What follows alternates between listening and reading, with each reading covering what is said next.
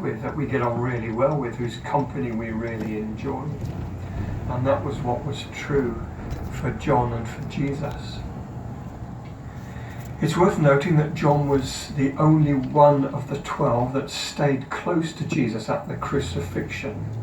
We're told that all the others watched, but they watched at a distance. It's no surprise that Jesus put his mother Mary into John's care as he hung on the cross. Mary, this John, he's your son now. John, this woman, Mary, she's your mother now. It actually reads, when Jesus saw his mother there and the disciple whom he loved standing nearby, he said to her, woman, here is your son. And to the disciple, here is your mother. From that time on, this disciple took her into his home. And John was faithful to Mary for the rest of her life. It's interesting that this responsibility of looking after Mary was given to John rather than to James, who was Jesus' blood brother. But Jesus knew that James would not outlive his mother, and he would be murdered not much later by being thrown from the high place of the Temple Mount. While these great friends, Jesus and John, or Yeshua and Yochanan, were called bosom buddies. This is where we get the phrase from. The Jews would recline to eat. They lounged on floor mats to eat. And this meant that when you were in a group, your head would be near to somebody's chest. And like today, we will often choose to sit next to our closest friends. So they did then, and Jesus and John became known as bosom buddies. Your head was next to somebody else's chest.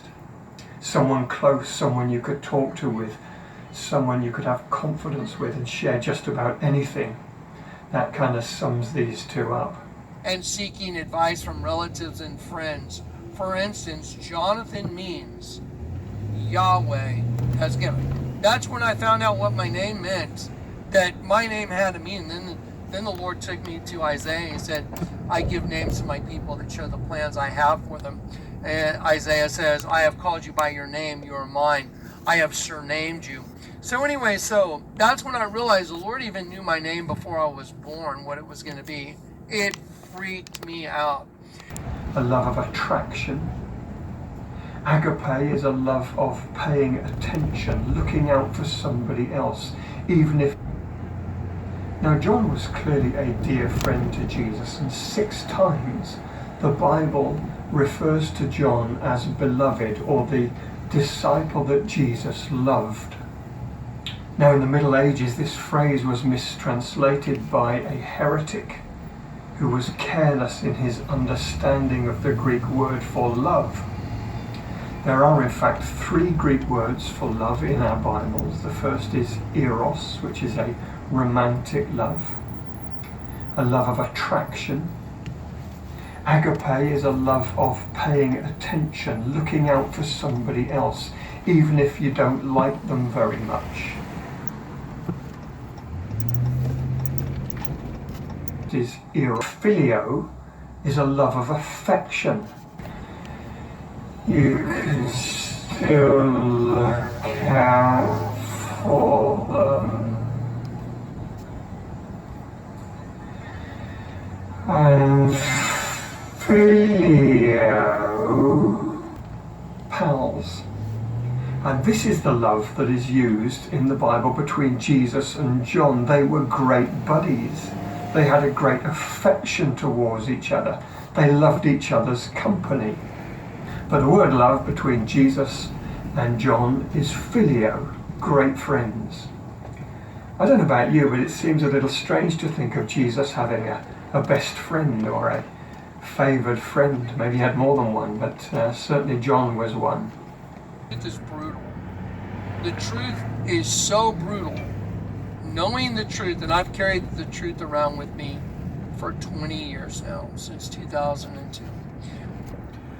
I feel like since 2002, there was a trap set. And not that I feel like there was a trap set, there was a trap set. And the trap was set for my kid's mom to get pregnant so I can have a kid and then that way she can control me and be in my life and make my life a living hell, as a Jezebel spirit. It's a fact, it's true, and I spent 20 years trying to escape hell. Now that I realize, well, I'm in hell, so you can't escape it.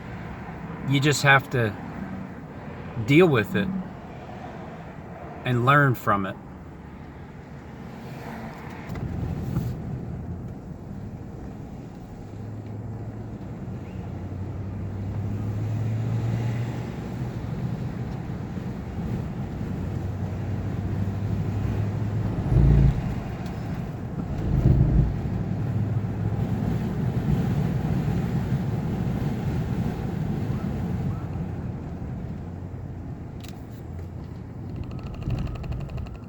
I learned a lot coming down here.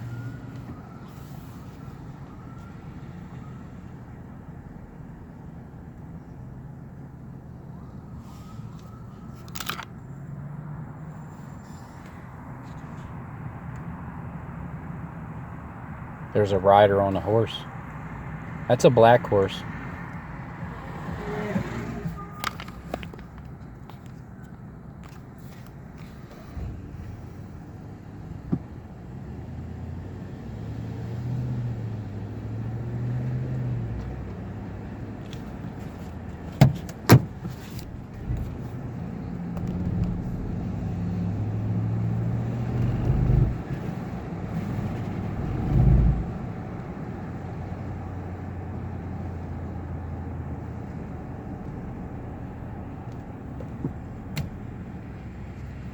So my son turned 20 years old February 4th. He was born in 2002. He was born, he was conceived, he was in the womb as the first 9/11 took place. So right before the first 9/11 was planned, he was planned. I didn't plan it. But I'm pretty sure my kid's mom did. And, you know, the events surrounding that circumstance.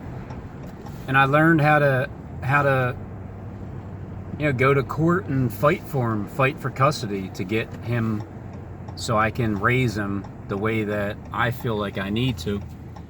And then after that, he's going to make his own decisions. But at least I did my part. And now it's time for him to fly